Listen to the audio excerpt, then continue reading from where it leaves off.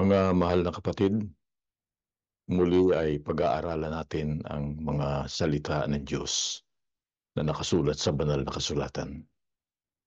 Marahil po ay marami na sa inyo ang nakarinig noong terminong gaslighting, salitang Ingles. Yan ay dalawang salita na pinagsama, gas at saka yung light. Nung una ay iisa lang, halos ang kahulugan niyan at pinagagamitan. Pero sa panahong ito, lumawak na ang pagpapakahulugan ng mga tao at mga aplikasyon o pinagagamitan ng ganyang salita. Iba't ibang uri na ng tao ang gumagamit niyan. Naging paborito na yan ng mga may relasyon katulad halimbawa ng mag-asawa, ng mga magkasintahan, o kaya naman ng mga politiko, mga media personalities na tinatawag, at maging ng mga taong naituturing na mga reliyoso. Ginagamit nila yan kailan paman at meron silang pinaghihinalaan na nagtatakip ng mali, nanloloko, o kaya naman ay nandaraya. Kaya minarapat po namin na talakayin itong paksa na ito. At ginugol po namin ang kahulugan noong gaslighting. Yan po ay galing sa isang dula na pangtanghalan na ginawa ng mga British noong 1938. Pagkatapos ay isinapelikula noong 1940 at gayon din noong 1944. Na doon sa dula na yon, merong isang lalaki na minamanipula niya yung isipan ng kanyang asawang babae para yung babae mag-isip na nasisiraan na ang kanyang ulo. At ang paraan ng lalaki ay yung gas light, yung bang lampara na digaas o ilaw na digaas. Pagka naiiwan yung babaeng nag-iisa, pinalalakas niya yun para mag-isip yung babae na nasisiraan na siya ng ulo. Ang layunin ng gumagamit ng gaslighting, mga kapatid, ay para abusuhin ang isipan ng tao. Kung tawagin ay psychological abuse. Manipulahin nung gumagamit at sikapin niya na matamna ng pagdududa ang isip ng kanyang binibiktima. Karaniwan na yung mga gumagawa niyan, yung gaslighters kung tawagin, ang layunin nila ay makontrol, magkaroon ng kapangyarihan sa kanilang mga biktima. At ang kanilang pamamaraan, binabago nila yung realidad, binabaligtad yung katotohanan. Ano po? Para sa ganon, yung kanilang binibiktima,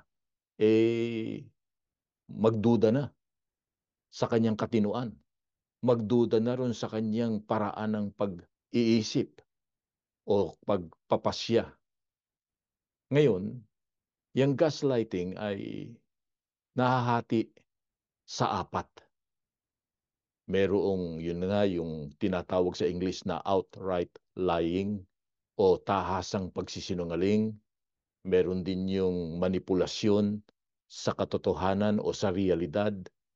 Meron din tinatawag na scapegoating na kung tatagalugin talagang literal, pagtakas dun sa pananagutan sa pamamagitan ng paninisi, ibinabagsak ang sisi sa iba. At meron din naman yung ikaapat, yung coercion, yung pamimilit. Ano po? At yung mga taong nagiging biktima, ay yun na nga po, nagsisimulang magduda sa kanilang sarili. Pagdudahan ng kanilang damdamin, yung realidad ng mga sitwasyon, yung kanilang mga judgment, hanggang sa mawala na. Ayaw na nilang sabihin kung ano man yung kanilang nakikita, yung kanilang opinion, ninenervyos sila kapag kakaharap yung mga taong ginagaslight sila. At ang lalong masama nga, gaya ng nabanggit namin kanina, iyan ay natatagpuan na sa mga taong tinuturing na mga reliyoso. Mga tao na sabi nga may takot daw sa Diyos. mga taong kung tawagin ang kanilang sarili ay mga Kristiyano. At ang totoo, sa malawak na pakahulugan nito, ay masasabi nating ang kasaysayan ay punong-puno ng mga halimbawa ng mga tao at maging ng mga religious leader na gumamit ng psychological abuse, minanipula yung kanilang mga kaanib para matamna ng pagdududa, pag-aalinlangan ang kanilang mga biktima. At yun nga, ang layunin nila, makontrol yung kanilang mga kaanib. Yun ang kanilang ginagawa sa pamamagitan ng mga cover-ups, sabi nga, pagtatakip sa kanilang mga ginagawang mali o dinidistort nila, minamali nila yung mga interpretasyon, minamanipula nila at ginagawang mali paging ang halimbawa para gamitin yung nasa Biblia at nagtagumpay din sila para yung kanilang mga kaanib ay matamnan ng takot, nervyusin. Kasi sasabihin na, oh, ang ibubunga niyan, kapag ka hindi nila tinanggap yung pagmamanipula sa kanila, eh maaaring itiwalag o kaya naman ay mapunta sa dagat-dagatang apoy o sa impyerno. Kaya tuloy, yung mga kaanib nila ay napipilitan na magpasakop, sukdulang sundin kahit yung mga bagay na mali at wala sa Biblia. At yun nga, nangyayari, yan ang lalong masakit, doon sa bayan ng Diyos o sa mga lingkod ng Diyos maging sa mga huling araw.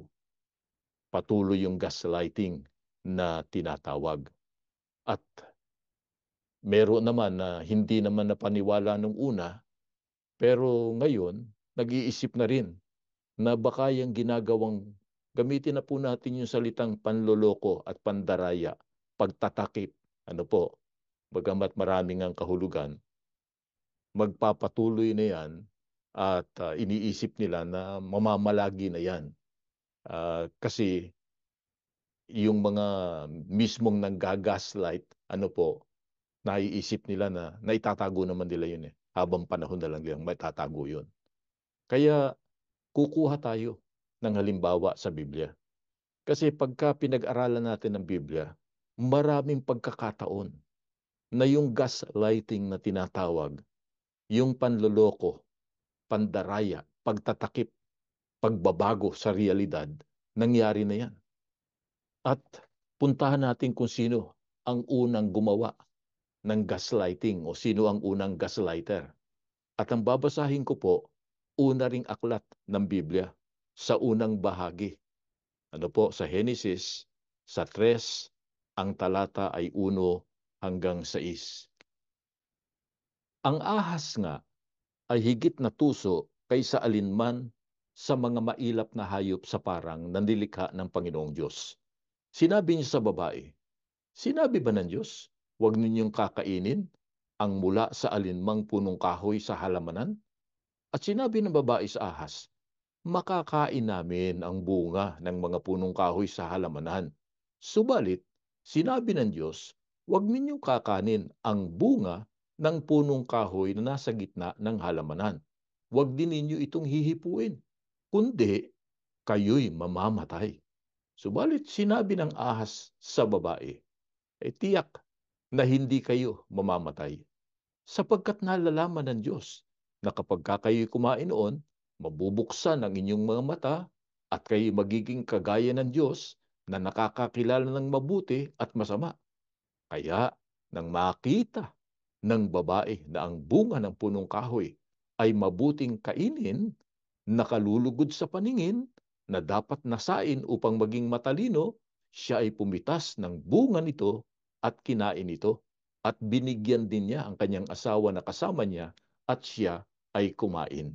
Alam na natin to, mga kapatid. Pero sa binasa natin, lumilitaw na ang unang-unang gumamit ng gaslighting o gaslighter na nauna ay si Satanas. At ang una niyang nabiktima, isa sa dalawang unang tao na si Eva. Ano po? Paano niya ginawa yun? Nagpanggap siya nagpanggap siya na meron siyang malasakit dun sa kanyang binibiktima. Kaya nagtanim siya ng pagdududa sa isipan ng kanyang biktima para makontrol niya yung kanyang biktima at ang kanyang paraan yung tinatawag na outright lying o tahasang pagsisinungaling at pagmamanipula doon sa realidad. Anong katunayan? Bagamat alam nila pare-pareho, si Satanas, maging si Eva, kung ano yung bawal ng Panginoong Diyos, na ang pagbabawal ng Diyos at kung ano ang ibubunga kapag kakinain yung bunga ng punong kahoy na nasa gitna ng halamanan, yun nga, sumunod pa rin si Eva dun sa mali. Kasi, anong sinabi ni Satanas? Hindi kayo mamamatay. Ibig sabihin mali yung sinabi sa inyo ng Diyos. Hindi kayo mamamatay. Ang totoo, magiging tulad kayo ng Diyos. Mabubuksan ang inyong pag-iisip. Malalaman niyo kung anong mabuti at masama. O, natamnan pa ng pagdudulot si Eva. Opo. Kaya nga, biglang naisip niya, sa paningin niya, napakasarap nitong bunga na ito. Na pagkakinain ko, magiging ayos ang buhay ko. Sa makatwid, nadaya niya. Nadaya ni Satanas. Ngayon, hindi naman pwedeng sabihin si Satanas lang may kasalanan. Ni yung bang gaslighter lang. Pati yung nag-gaslight o nag-gaslit, may kasalanan gaya ni Eva. Sapagkat hindi niya pinakinggan yung tunay na may malasakit sa kanya, yung lumalang sa kanya, na walang iba kundi ang Panginoong Diyos. Beno, yan si Satanas. Pumunta na agad tayo mga kapatid sa leader ng bayan ng Diyos. Meron bang ganun na gaslighter din at ginamit din yung gaslighting? Dito naman po sa unang Samuel 15:14 hanggang 23. Pakinggan po ninyo. Mahaba-haba ito. At sinabi ni Samuel, anong kahulugan nga nitong iyak ng tupa sa aking pakinig at ng ungal ng mga baka na aking narinig? At sinabi ni Saul, sila'y dinala mula sa mga Amalisita sapagkat ang bayan ay nagligtas ng pinakamabuti sa mga tupa at sa mga baka upang ihain sa Panginoon mong Diyos at ang natira ay aming lubos na nilipol. Nang magkagayi sinabi ni Samuel kay Saul, tumigil ka at aking sasaysayin sa iyo kung ano sinabi ng Panginoon sa akin ng gabing ito. At sinabi sa kanya, sabihin mo. At sinabi ni Samuel, bagaman ikaw ay maliit sa iyong sariling paningin, hindi ka ba ginawang pangulo sa mga lipi ng Israel? At pinahiran ka ng langis ng Panginoon na maging hari sa Israel? At sinugo ka ng Panginoon sa isang paglalakbay at sinabi, ikaw ay yumaon, iyong lubos na lipulin ang mga makasalanang Amalisita at labanan mo sila hanggang sa sila ay malipol. Bakit hindi mo sinunod ang tinig ng Panginoon?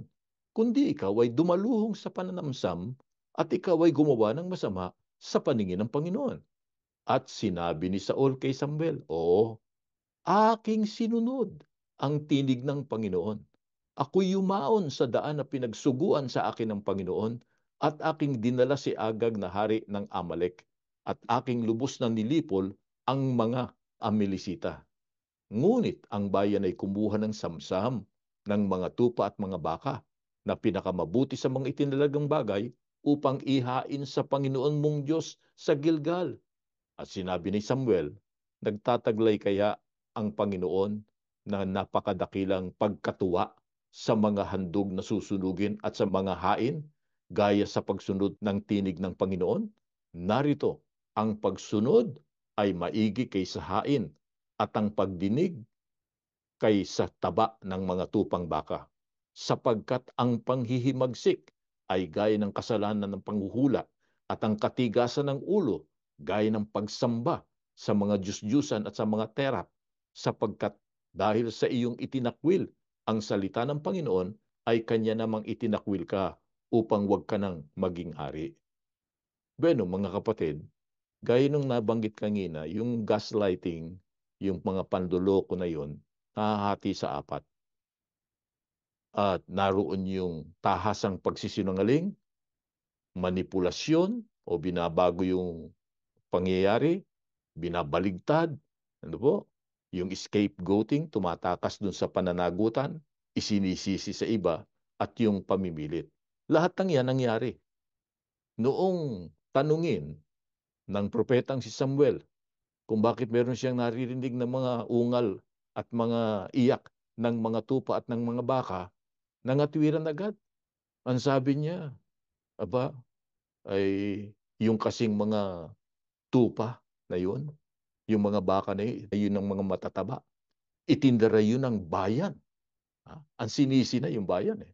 Eh samantalang siya ang leader. Sinisi yung bayan. Para sa ganun niya, maihandog ito sa Panginoon. Eh pati si Samuel gusto niyang lukuhin eh. Iahandog ito sa Panginoon mong Diyos, sabi ni Saul. Kaya sinungaling siya. Minamanipula niya. Nag-i-scapegoating siya. Sinisi niya yung iba. At ang sabi pa nga niya, sinunod ko na lubusan ng Panginoon. Lubusan kong nilipol anya ang mga Amalisita. Eh lubos pang nilipol, itinira niya yung haring si Agag. Kaya kitang-kita natin yung pagsisinungaling at pagmamanipula. Yan ang ginawa. Pero napakalaking kasalanan yung nagawa ni Saul. Anong uring kasalanan yon? Eh sabi nga, paghihimagsik. Nagrebelde ka sa Panginoong Diyos. Yun ay kasalanang pagtatakwilan niya sa salita ng Diyos. At hindi lang ang salita ng Diyos ang itinakwil, kundi ang Diyos mismo ang itinakwil. Kaya naman niya, itinakwil ka na ng Panginoong Diyos. Sa makatwid, mga kapatid, masama yung ginagawang yan. E yung pangyayaring yan, nagpapaalala sa atin sa nakaraan. Ano po? Yung bang merong isang leader ng iglesia na pagkatapos itakwil yung kanyang ina at yung kanyang mga kapatid, pinakulong pa yung kanyang kapatid at saka yung kanyang pamangkin na halos 8 taon na sa kulungan na masasabi natin naghihirap, hindi naman madali ang makulong. Ano po, naghihintay ma-solve o matapos yung kaso, eh, ang sinasabi ay dun sa mga kaanib ay yun daw kasing ina niya at saka yung kanyang mga kapatid lumaban sa pamamahala at lumaban sa iglesia.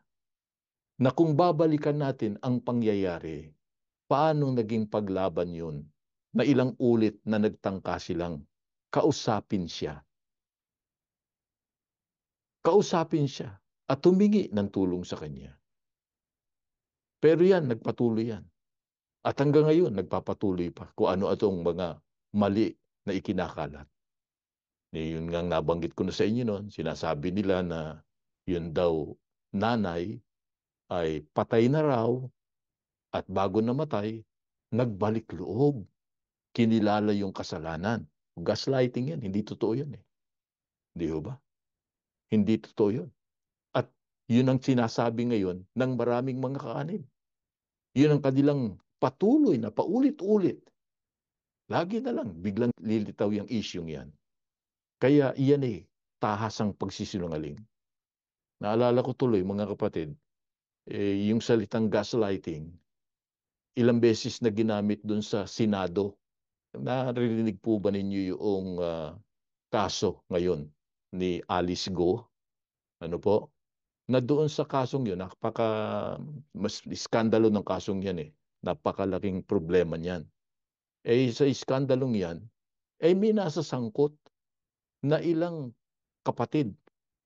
Meron na babanggit na si Ka Elmer, si Ka Alan, ano, meron pa ngayong nabanggit na si Ka Dante, at kung bakit naman napakabigat ng problemang yan, eh ito namang dalawang kapatid sa iglesia na si Anthony at si Jerry, in-interview pa yung si Ka Elmer Kaya nabulgar na Iglesia ni Cristo, ipinakita nila kung ano yung katwiran ni Ka Elmer. Samantalang wala namang kinalaman ng Iglesia. Sana nga. Ang problema ngayon, nakakaladkad yung pangalan ni Kristo. Nakakaladkad yung pangalan ng Iglesia. Ngayon, kaya ko nabanggit yan, sapagkat yung mga pagsisinungaling, maraming pagsisinungaling, pagtatakip, makikita niyo maraming pagtatakip mga ginagawa. Kaya sinasabi ng mga nag-iimbestiga, ginagaslight niyo kami. Ginagaslight niyo kami. Yan ang mga gaslighting na tinatawag. Pero ang katanungan po ito, bakit kaya maging sa bayan ng Diyos, nasusumbungan yung mga nanggagaslight sa mga kaanib? Yung pagtatakip, panluloko, pandaraya. Pakinggan ninyo ang nakasulat dito po sa Isaias sa 29, ang talata ay 15. Sa aba nila na nagsisihanap ng kalaliman upang ilingid sa Panginoon ang kanilang payo at ang kanilang mga gawa ay nasa kadiliman. At kanilang sinasabi, sinong nakakakita sa atin? At sinong nakakakilala sa atin? Kaya pala, may mga lingkudan Diyos na natutukso, na manloko o manggaslight na tinatawag at pagtakpan yung kanilang mga maling ginagawa, nasa isipan nila na naitatago nila sa kalaliman. Itinatago nila sa kalaliman at sa kadiliman yung kanilang masasamang gawa. At iniisip nila, wala naman nakakakita sa atin. Sino ba naman ang nakakakita sa atin? Yun ang akala nila. Walang nakakakita. Ang totoo, maaaring maitago nila yan sa tao, sa kanilang kapwa, sa isang pagkakataon, o maraming pagkakataon, o matagal-tagal na pagkakataon, pero hindi habang panahon maitatago yun. Bakit po? Pakinggan ninyo. Dito naman sa Kawikaan, sa 15, ang talata ay 3. Ang mga mata ng Panginoon ay nasa bawat dako na nagbabantay sa masama at sa mabuti. O hindi pwedeng itago. Dahil ang mata ng Panginoon, wala sa isang lugar lang. Sa lahat anya ng dako. Lahat ng dako. Walang exception. At ang binabantayan niya, hindi lang yung mabuti, kundi yung masama. Kitang-kita ng Diyos lahat yan.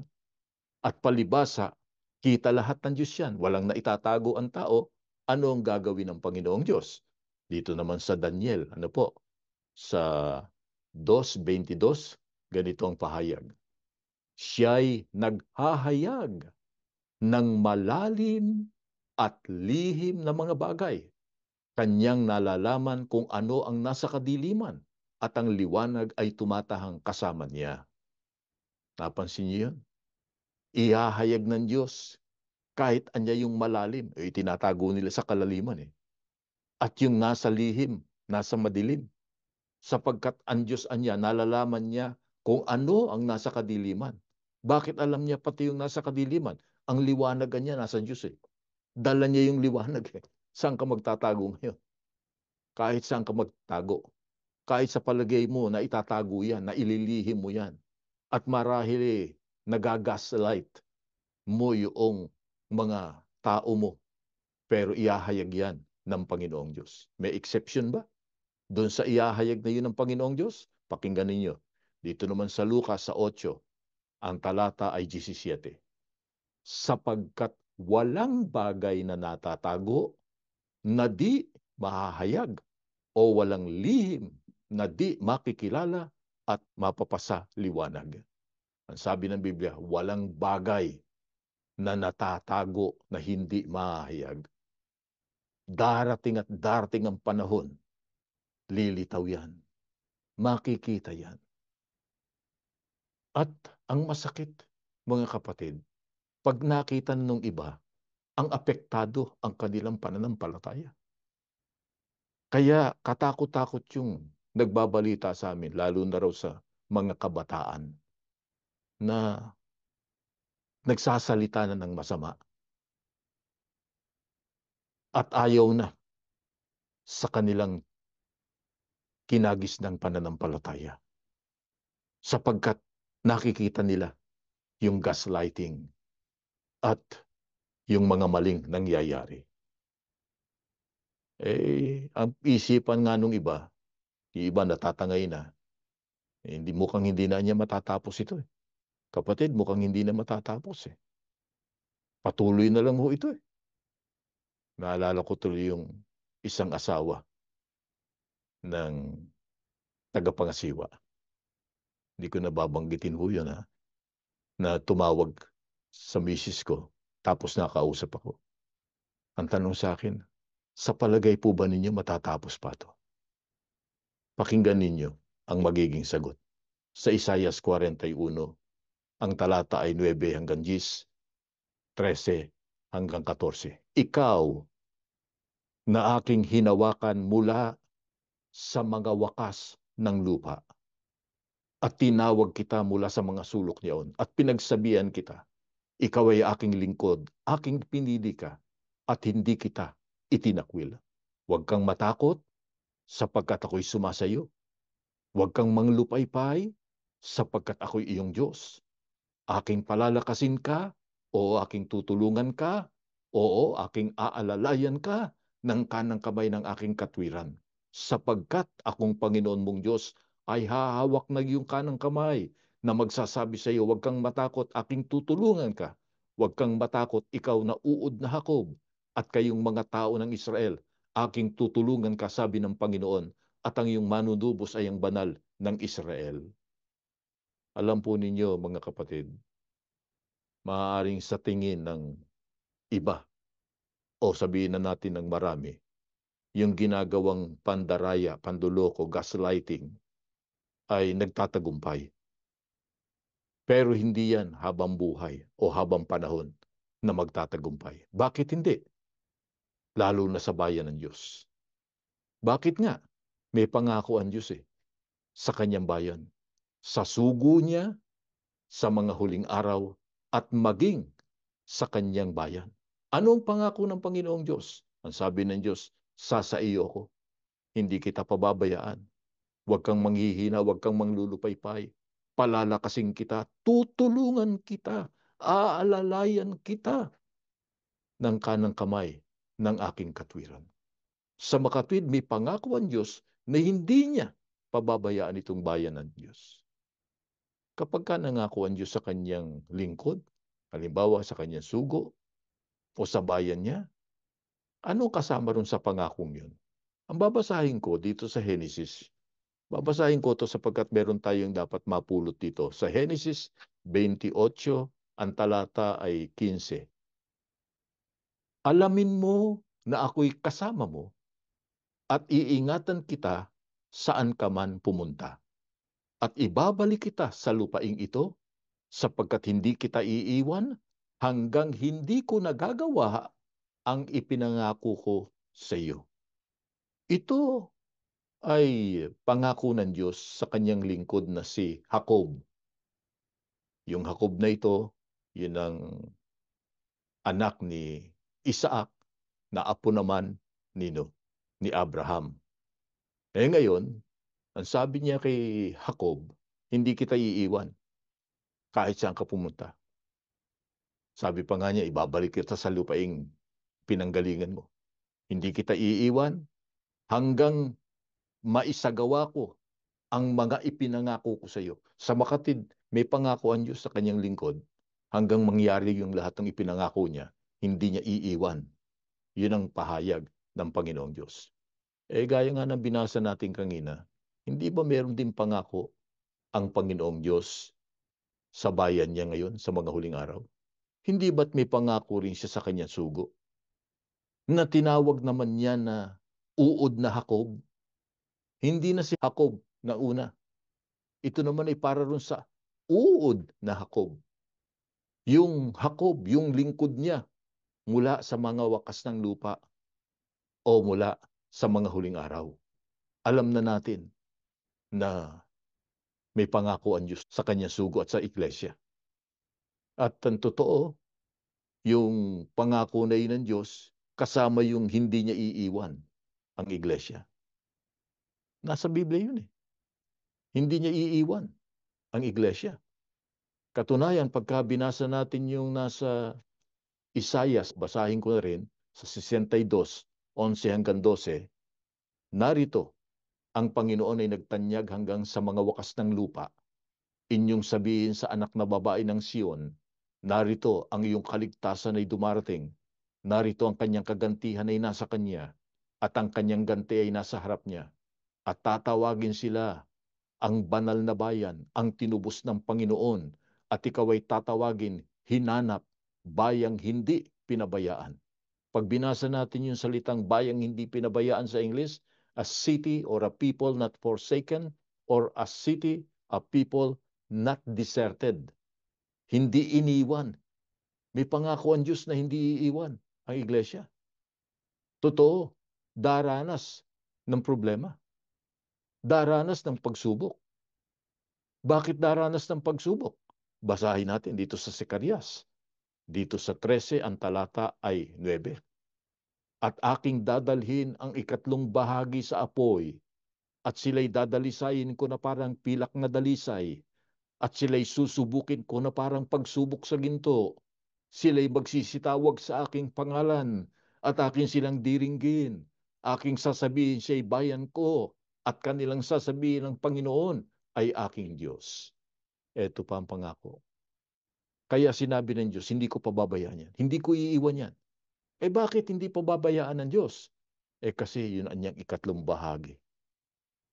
Ikatlong bahagi ng lupain na alam natin na tumutukoy sa iglesia sa mga huling araw. Dadalisayin ko niya yan. Padadaanin ko yan sa apoy, gaya ng ginto na pinadadaan at dinadalisay sa apoy. Sa makatwid may matinding pagsubok, pagdalisay na gagawin sa iglesia. Kaya ano naman ang kailangan? Tatawagan niya sila sa akin. Tatawag sila sa akin. Yun ang wag nating kalilimutan. Para wag tayong madaya. Para wag tayong malito. Wag tayong makabitiw. Wag tayong mag-gaslight. Tumawag tayo sa Panginoong Diyos. Sapagkat ang pangako ng Diyos, pakikinggan ko sila. Sasabihin ko, bayan ko sila. At sasabihin nila, ako ang kanilang Diyos. Ngayon, mga kapatid, hindi pa po tayo tapos. Paano kaya wawakasan ng Diyos yung mga nangyayaring yan na mga maituturing na gaslighting sa kanyang bayan? Dito sa mga awit 37, ang talata ay 38. Tungkol sa mga mananalangsang, mga lilipol silang magkakasama. Ang huling wakas ng masama ay mahihiwalay. Ito babala ng Diyos. Ginawa na niya ng una, maraming ulit na, at gagawin pa rin niya. Anong sabi niya? Yung mga mananalangsang, kasama yung mga nanggagaslight, ano po? Mga lilipol silang magkakasama. Malilipol yan. Yang mga iyan. May pagkakataong nililipol lang nga ng Panginoong Diyos. Pero yung magkakasamang yan, lilipulin ng Diyos yan. At sa bandang huli, yun anyang masama, yun ang mahihiwalay. Anong ginawa nila doon sa gumagawa ng mabuti? Anong ginawa nila doon sa mga naninindigan sa panig ng katotohanan? Anong ginawa nila doon sa ayaw maniwala sa kanilang gaslighting? Pilit nilang inihiwalay. Pero sa bandang huli pala, sila ang ihihiwalay ng Panginoong Diyos. Wala silang magagawa ron. Hindi na baling ihiwalay ka ng tao, pero hindi naman pinahihintulutan ng Diyos. Kaysa saan Diyos ang gumawa ng aksyon laban sa iyo. Kaya huwag niyong isipin, mga kapatid, na ang Diyos ay natutulog, ang Diyos ay nakapikit at hindi niya nakikita ang mga nangyayari. Walang nalilingid sa panginingin ng Panginoong Diyos. Parurusahan niya pagdating ng panahon, ibabagsak niya ang kanyang parusa. Bakit kaya hindi i-ignore, hindi pwedeng hindi pansinin ng Diyos yung ginagawa ng mga masasama? Bakit niya lilipulin sila pagdating ng araw? Dito rin sa awit, sa 28 naman, Ang talata ay 4 hanggang 5. Bigyan mo sila ng ayon sa kanilang gawa at ayon sa kasamaan ng kanilang mga gawain, gantihin mo sila ayon sa kilos ng kanilang kamay. Bayaran mo sila ng ukol sa kanila, sapagkat ayaw nilang pakundanganan ang mga gawa ng Panginoon, ni ang kilos man ng kanyang mga kamay, kanyang ibabagsak sila at hindi na sila tatayo. Bakit po? Hindi pwedeng i-ignore ng Diyos yung ginagawa ng masama. Bakit sila lilipulin na magkakasama? Ang sabi ng Biblia, sapagkat ayaw nilang pakundanganan ang mga gawa ng Panginoon, ang gawa ng kanyang mga kamay. Wala silang pakundangan. Sinisira nila yung gawa ng kamay ng Diyos. Alam natin, mga kapatid, na ang iglesia sa mga huling araw, ang huling gawain ng Panginoong Diyos. Pag sinira mo yan, ikaw ang sisirain ng Diyos sa huli. Ikaw ang wawasakin ng Panginoong Diyos. Ikaw ang lilipulin ng Panginoong Diyos. Ikaw ang mapapahamak sa bandang huli. Sapagkat sabi nga, ang iglesia, templo ng Diyos yan. Kung tawagin, unang Korinto 3:17. Pagkaan niya, sinira mo, nilapastangan mo ang templo ng Diyos, ikaw rin ay wawasakin ng Panginoong Diyos. Ang templo ng Diyos ay kayo, sabi. Yun ang iglesia. Kaya yung iba, nag-iisip na hindi na matatapos yan. Matatapos yan, mga kapatid. Wawasakin ng Diyos yung mga gaslighters na yan. Maaaring sabihin naman ng iba, kami naman hindi kami mga gaslighters eh. Siguro naman hindi kami masasama ron sa parurusahan ng Diyos. Kami lang mga naging biktima lang ng gaslighting. Nabiktima lang nila kami, nadaya nila kami. Alam mo palang nadaya ka eh. Ba't ka nagpadaya? Sabi nga.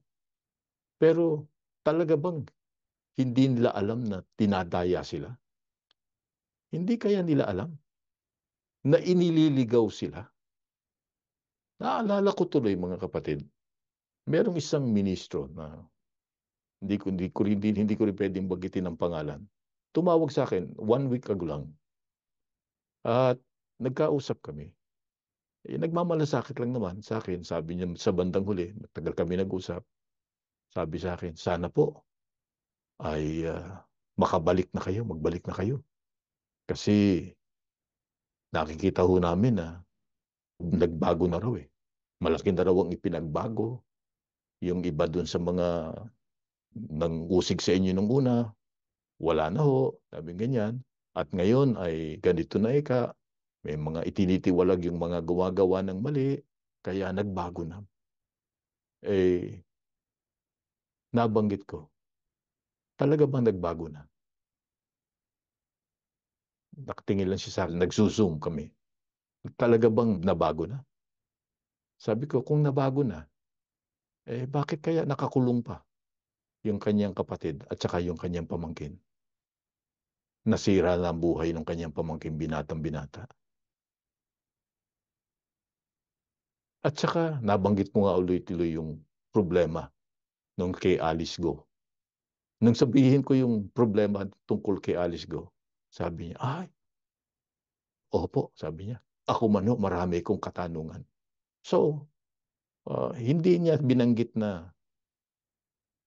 na-realize niya hindi pa nababago. Pero yung salita niyang marami pa rin akong katanungan at meron pa siyang binanggit na hindi ko na pwedeng banggitin pa sa inyo, mga kapatid. Sa mga tweed, hindi ba nila alam yun? Alam nila eh. Alam nila. Hindi ba nila alam na ang pinasusunod halimbawa ay hindi nakalooban ng Diyos? Kaya nga may mga kabataang naghihimagsik na. Pero bakit pinayagan nila na magtagumpay laban sa kanila? Pero gayon pa man, mga kapatid, ang Diyos ang nakakaalam ng lahat ng bagay. Alam ng Diyos kung sino talaga ang biktima at sino yung napabibiktima. Iba yun eh. Yung biktima na biktima, maaaring hindi niya talaga alam ang nangyayari. Pero yung napabibiktima, yung sabi nga turning a blind eye, may bulag na mata. Yun ang sama. Ano po? Kaya, ano mangyayari doon sa mga nagpabiktima? Pakinggan ninyo sa Osias 7:13. Mapapahamak sila dahil sa paglayo sa akin. Lilipulin sila sapagkat naghimagsik sila laban sa akin. Tutubusin ko sana sila. Ngunit nagsasalita sila ng kasinungalingan laban sa akin. Ang sagot ng Biblia, mapapahamak sila lahat ng mga nagsilayo sa akin. Yung nanggagaslight, ng daraya, lumayo na sa Diyos yun eh. Tinakwil na ang Diyos eh. Naghimagsik na. Sabi nga ng Biblia, itinakwil na ang Diyos at ang salita. Yung nagpadaya, yung isinara yung kanilang isipan, hindi ba't nalayo din? Ang sabi ng Diyos, lilipulin ko sila. Kaya naaawa tayo doon sa mga kapatid na ganun. Naaawa tayo kung anong ibubunga sa kanila. At kung merong higit sa lahat na naaawa at nagmamalasakit sa bayan niya, ang Panginoong Diyos. Kaya alam niyo ang ginawa ng Diyos? Para ang bayan niya ay wag maloko, wag madaya. Pakinggan ninyo ang nakasulat dito sa Epeso sa 5, ang talata ay 15. Mangag-ingat nga kayong lubos kung paano kayo lumalakad, wag gaya ng mga mangmang, kundi gaya ng marurunong. May pahayag na ang Diyos sa pamagitan ng mga apostol. Mag-ingat kayo. Lubos na mag-ingat kayo. Hindi yung paminsan-minsan, naluloko pa rin. Kailangan lubos yung pag-iingat. Kung paano ka lumalakad. Paano yung lubos na pag-iingat? Huwag anyang gaya ng mangmang, kundi gaya ng marurunong. Sino ba yung marurunong? At dapat ba yung bayan ng Diyos marunong na? Pakinggan ninyo sa mga kawikaan. Malapit na po tayo matapos. 4:11 hanggang 14. Aking itinuro ka sa daan ng karunungan. Aking pinatnubayan ka sa landas ng katwiran. Pagka ikaw ay yumayaon, hindi magigipit ang iyong mga hakbang. At kung ikaw ay tumatakbo, hindi ka matitisod. Hawakan mong mahigpit ang turo, huwag mong bitawan, iyong ingatan, sapagkat sa iyong buhay. Huwag kang pumasok sa landas ng masama. Huwag kang lumakad sa lakad ng mga masasamang tao. Ilagan mo, huwag mong daanan, likuan mo, magpatuloy ka. Sino yung inaasahan ng Diyos na maging matalino, hindi mangmang? Yung tinuruan na ng Diyos. Sabi nga ng Diyos sa kanyang mga lingkod, itinuro ko na sa inyo yung daan ng karunungan. Ang tinuro sa atin, yung daan ng karunungan. Karunungan, itinuro sa atin. Pinatnubayan ko na kayo sa landas ng katwiran. Alam natin yung katwiran, yun ang salita ng Panginoong Diyos. Natutuhan natin yung tamang aral. Gaano kahalaga yun? Pagka yun ang nilalakaran mo, hindi ka niya magigipit. Pagka ikaw niya lumalakad, hindi ka madatapa, hindi ka matitisod kahit tumakbo ka pa. Kailangan lang panghawakan mo niya yung aral, yung turo. Huwag mo niyang bibitawan. Bakit sinasabing panghawakan mo mahigpit yung aral? Kasi merong umaagaw dyan Dadayain ka Aral din ang gagamitin. Parang si Satanas, ginagamit din yung aral, pero mali ang paraan ng paggamit. Pero sa nakakaunawa ng tunay na aral, sa tumanggap ng karunungan ng Panginoong Diyos, hindi siya papayag na madaya. Panghahawakan niyang mabuti yun. Hindi siya papasok dun sa lakad ng masama. sa ginagawa ng masama. Hindi siya padaraya. Alam ng Diyos ang mga lingkod niya may mga mangdaraya. Merong manggagaslight, sabi nga. Kaya tayo tinuruan na ng aral. Salamat na lang. Nariyan kayo. Nanghahawak na mahigpit sa aral. Bagamat masamang masama na ang loob ng marami. Bagamat marami kayong nakikita. Ang iniisip na lang ninyo yung aral. Panghahawakan ko ito. Meron mang mga mandaraya, pero hindi nila madadaya ako. At hindi nila magagawang isipin ko na ang iglesia hindi totoo. Alam ko ang iglesia totoo pa rin. Sapagkat may pangako ang Diyos, hindi niya pababayaan yan eh. Paghahawakan ko pa rin yung aral, yung doktrina. Kahit ano pa ang mangyari, mangyari na ang mangyayari. Hindi ako bibitaw. Pero tandaan natin mga kapatid, hindi natin kaya yan sa ating sarili. Kailangan natin ng tulong ng Diyos. Ang patnubay ng Ama. Sabihin natin lagi sa Kanya, Panginoon, alalayan mo ako, hawakan mo akong mahigpit. At ako naman mga hawak din sa iyo. Kakapit din akong mahigpit. Huwag mo lang kaming pababayaan. Yun ang ating ipakiusap ngayon mga kapatid. Tumayo kayo at tayo po ay mananalangin. Ama na aming Diyos, salamat po sa patuloy na pagbibigay mo ng liwanag sa aming isipan. Salamat ng marami sa mga aral na aming tinanggap, bunga ng pagsusugo mo sa mga huling araw kay kapatid na Felix Manalo. Salamat ng napakarami sa iyo sapagkat natamnan kami ng iyong katotohanan. Nagtutumining pa rin sa aming isipan ang mga aral na aming tinanggap. Kaya nga kami nanindigan na ba? At ikaw ang nakakaalam kung ano pa ang matinding pagsubok na aming pinagdaanan. Ang aming pakiusap lang sa iyo ngayon, huwag mong bibitiwan ang iyong mga lingkod. Maaring itinakwil na kami ng aming mga kapatid. Itinakwil na kami ng mga mahal namin sa buhay. Napakasakit yun para sa iyong mga lingkod. Pero kung merong lalong masakit, Ama, kapag ka ikaw ang nagtakwil sa amin, kaya kami nagpapasalamat sa iyo sapagkat hindi yun ang aming naranasan sa iyo. Hindi yun ang aming nararamdaman hanggang ngayon. Patuloy ka pa rin umaalalay sa amin. Nararanasan pa rin namin ang pagyakap mo sa amin. Taglay pa namin ang tatag ng pananampalataya. At nangangako naman kami sa iyo. Hindi na kami bibitiw. Patuloy mo na lang alalayan ang mga lingkod mo. Ama, maraming mga bagay na nangyayari sa mundo ngayon. Napakasama na po ng sanglibutan. Kabi-kabila ang mga maling bagay na nangyayari. Nagpapahina ng kalooban ng mga tao. Kami man bilang tao, kung minsan nadadala rin. Kaya ang amin lang pakiusap, ikaw na lang ang tutulong sa amin. Huwag mo kaming titiisin, Ama, pagka kami nakikita mong nagtitiis.